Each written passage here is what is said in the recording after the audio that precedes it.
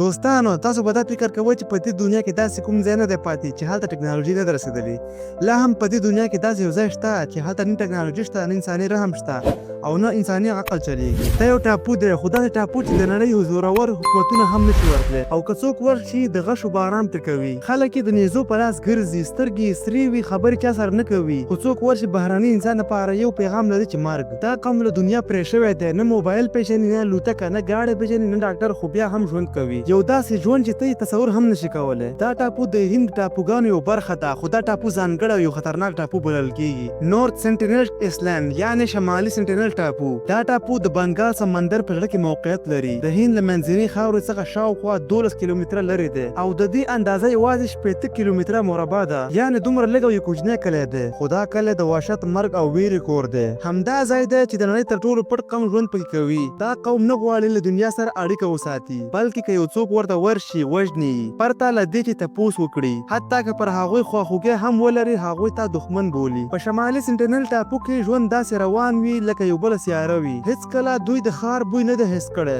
نه یې موټر لیدلی، نه یې ټلویزیون، نه د بازار شور، خو بیا هم ژوند کوي خپلواک، سخت او له خطرو ډک ژوند. دوی ته د پخلي دپاره لوښي په کار نه دي، نه برقي وسایل، هر څه له طبیعته اخلي.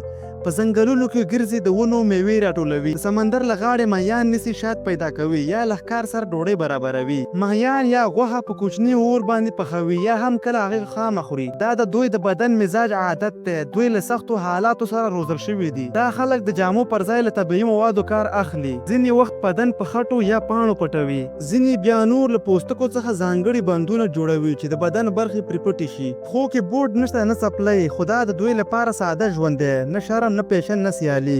دلته ماشومانو زیږون لپاره نه ډاکټر وي، نه روغتون. یوه ښځه بله ښځې سره مرسته کوي، یو ځای ټاکي او هلته ماشوم نړۍ ته راځي. ډېر وخت د ونو لاندې یا د کور تر څنګ دا کار کیږي. که ماشوم ژوندی پاتې شي نو قوم لپاره خوشحالي ده، که مړ شي نو څوک نه ژاړي، ځکه دا قوم له وړوکې عمره طبیعت ته تسلیم شوي وي. دلته وسلې له ډبرو، لرګیو او هډوکو جوړیږي. نیزه، غشي، تیر او ساده خنجرونه جوړوي. خو همدا وسلې دومره خطرناکې دي چې یو کس یو مسافر ورته نږدې شي ژوند ترې اخلي. وسلې یې ښکار ته، جګړې ته او د کور ساتنې ته کارېږي. دوی ته دا وسلې د کشر نسل سره شریکوي. د ماشومانو لوبې هم دې وسلې سره کېږي. سینټینلي خلک خپل کورونه له بامبو، لرګیو او پاڼو جوړوي. کورونه یې ټیټ وي، دننه ځای کم وي، خو هر څه ورته بس وي. د باران، لمر او باد ضد ساتنه کوي. د هغو کورونو کې دلته نه کړکۍ شته، نه فرش شته، نه بستر، خو همدا خالي ځای او دا ټوپۍ ورته سلطنت دی. په داسې ټاپو کې دي چې د دنیا هیڅ پرمختګ پکې نشته. دوی ژوند کوي، داسې ژوند کوي چې د بقایاو مثال دی. له نړۍ بېزاره دي او له ټیکنالوژۍ پرمختګ نفرت کوي، خو بیا هم دوی خوشحاله دي. شاید ته د فلمونو یا تخیلي کتابونو برخه وبولې، خو دا ځای رښتینی دی. داسې رښتینی که تا پرې قدم کېښود شاید د ژوند وروستۍ شیبه دې وي.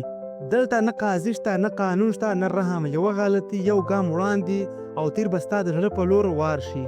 دوی د وسلې په ځای کې سلام نه وایي. غشي د خبرو ژبه ده. که ته د خیر پیغام راوړی هم وي، د مرګ وړ یې. دوی نه پوهېږي چې ته څوک یې، ولې راغلی یې. دوی له نظره ته یوازې یو غل یې چې د دوی خاموش ژوند ګډ وډوي. په 1981 کال کې یو هلیکاپټر د دوی ساحل ته نږدې و. د سمندر له اوبو پورته روان و، یوازې څېړنه یې کوله. خو ناڅاپه د ځنګله نه انسانان راووتل. لاسونو کې غشي، نیزې او اورونه نیولي وو. هلیکاپټر چلوونکی وایي زما مخ ته تیرونه راوالوتل، زما شړه کې ښخ شول. ما ان د یو انسان وینه ولیدله چې د غشي سره لاس پرې شوی و. موږ ژر تښتېدو ته مجبور شو.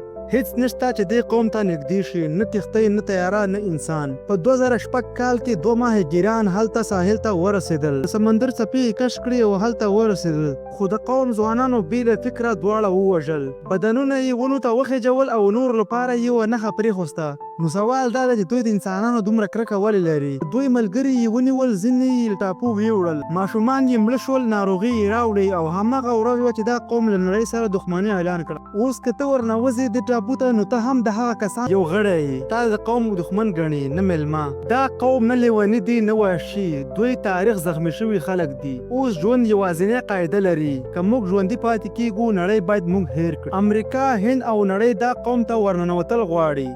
کله چې یو څو نړیوال راپورونه خپاره شول او د هغو کسانو ویډیوګانې عامې شوې چې سنټینلیانو پرې حمله کړې وه، نړیوال هیوادونو ته دا قبیله جالبه، خطرناکه او عملي موضوع ښکاره شوه.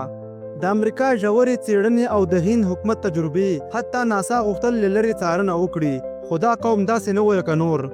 په 2006 کال کې چې هغه پاکستاني او هندوستاني ماهیګران ووژل شول، پوځ غوښتل چې جسدونه راواخلي. هلیکوپټر ورولېږل شو، له پورته څارنه وکړه، خو چې ټاپو ته نږدې شول زرګونه غشې، نیزې او لرګي پورته شول. دا ټاپو خلک، ښځې او نارینه، حتی ماشومان هم وسلې پورته کړې وې.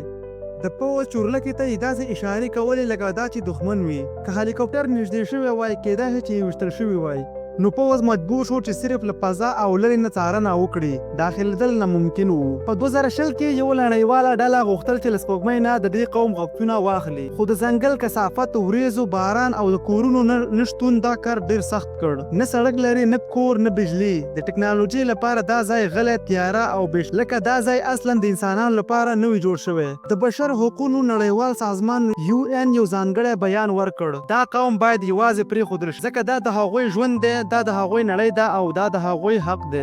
او هند حکومت هم یو قانون تصویب کړ. څوک چې دې ټاپو ته داخلېږي قانوني جرم یې کړی دی. د دې قوم ساتنه باید وشي، نه دا چې ویجاړ شي. دا قوم کوم دین، کوم رواج، کوم رسم نه لري، خو څو نښې، حرکات او تجربې ته ښیي چې دوی خپل کلي خلک خدای ګڼي. د سمندر باد او باران احترام کوي. هر بهرنی انسان د شیطان نښه ګڼي. کله هم چې بهرنی نږدې شي، دوی خپل سرونه پورته کوي، غږونه کوي او داسې نور اشارې کوي. دوی کالي نه لري. نارینه اکثر یوازې د تن بدن پوښي. ښځې هم یوازې له ونیزو پاڼو، طبیعي موادو ځان پټوي. او د مخ نقاشي د قوم غړي، عمر او درناوي څرګندوي. دوی مړه خاورو ته نه سپاري او نه هم ورته ورکوي، یعنې نه یې سیزي، بلکې دوی مړه د ځنګله یوې خوندي سیمې ته وړي. پرېږدي هلته ورو ورو خاورو سره خاورو شي. ځینې وخت د مړي شاوخوا لرګي، نیزې یا د هغه شیان ږدي.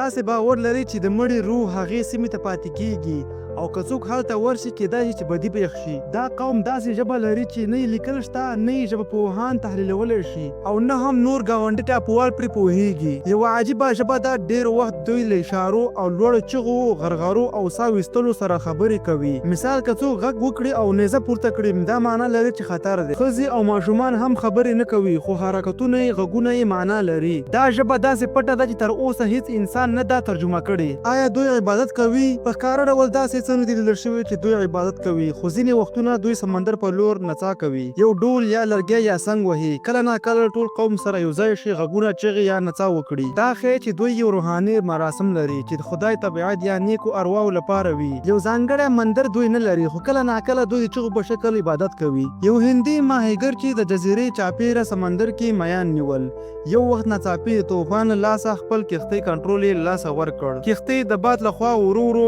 ټاپو ته نږدې کېده. دا هلک نه پوهېده چې هلته څوک دي او یا څه دي. کله چې کښتۍ ساحل ته ورسېده، ماهیګر چې نوم یې راجن دی او فکر یې کاوه چې دا یو عادي ټاپو دی. پای یې هماغلته تېره کړه د نامعلومو حیواناتو اوازونو سره. کله چې سهار شو، هغې فکر کاوه چې ټول خلک به تللي وي، خو نه، 4 کسان د هغه مغې ونې لاندې ولاړ وو. دوی راجن ته کوم زیان ونه رساوه، حتی خبرې هم ورسره ونه کړې. بله شپه د سمندر پوځ پلټونکې چورلکه د ورکه شوې کښتۍ لپاره راغله. کښتۍ نښه یې د ټاپو له څنډې ولیده. د شپې له لرې یو سپین رڼا څراغ وځلېد. راجن له یو کوچني لیټر سره د ونې پاڼې وسوځولې چې نښه ورکړي. چورلکه راغله او سمدستي عملیات یې پیل کړل. دا د تاریخ له نادره حالاتو څخه و چې یو انسان له دې ټاپو ژوندی راووت. کله چې لکه سره راووت، بیا هغې نه پوښتنه وشوه چې هلته څه وو. هغه وویل دا قوم نه دی، دا یو بل ډول ژوند دی. دوی نه خبرې کوي، نه رحم پېژني، خو هغه یو عجیب دود لري. داسې دود چې انسان ته د خدای او د مرګ دواړو احساس درکوي. راجن یوازینی کس و چې له دې ټاپو ژوندی راووت، او هغه هم نیکمرغه و. که یوه لحظه چورلکه ناوخته شوی وای، ښایي دومره ژوندۍ کیسه نه وای پاتې شوې. ګرانو دوستانو، که تاسو زموږ چینل نه وي سبسکرایب کړی، نو سبسکرایب یې کړئ، ولې چې زموږ نوې ویډیوګانې، نوې معلومات تاسو ته ورسیږي. ویډیو لایک کړئ او خپل نظریه کمنټ کړئ. که تاسو د خاص معلومات باره کې ویډیو غواړئ، نو کمنټ کې راته ضرور ووایئ. تاسو خوشحالي زموږ خوشحالي ده، ستاسو ملاتړ زموږ قوت دی. تر بل ویډیو پورې الله مو مل شه. خدای په امان. په مخه.